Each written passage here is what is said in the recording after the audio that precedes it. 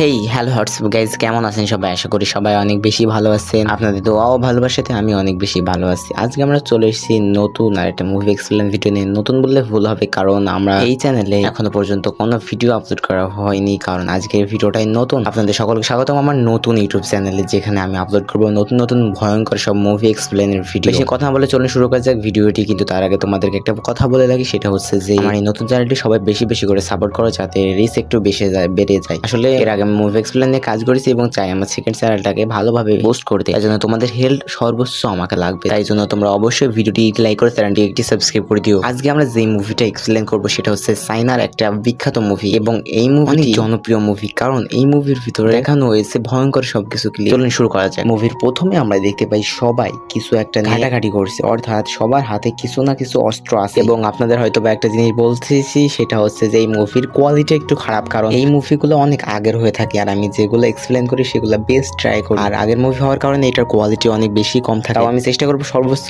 Editing এবং সর্বোচ্চ voice over চেষ্টা করে ভালো আপনাদের একটা রেজাল্ট দেওয়ার জন্য। চলুন শুরু করা যাক। আমরা দেখতে পাচ্ছি যে নদীর মাঝখানে একটা নৌকার পাশে একটা ড্রাগন ঘুরে বেড়াচ্ছে, আর মাঝে মাঝে সেই ড্রাগনটা আসছে, এবং তখনই সেখানে একজন কি বলবো, বাইরের দেশে চায়নাতে এগুলো অনেক বেশি দেখা যায়, এবং হঠাৎ করে একজন উড়ে এসে তার কাছে একটা পিচ্ছি, এবং আবারও দেখতে পাই আমরা ড্রাগনটি শিকার করার জন্য অস্ত্র ফেলছে বিভিন্ন ধরনের, এবং তখন এই কুমফু ক্যারাটি দেখি এই লোকটি এই অস্ত্রটিকে ঘায়াল করে দেয়, অর্থাৎ মানে বিপক্ষ দিকে ঘুরিয়ে দেওয়ার চেষ্টা করে।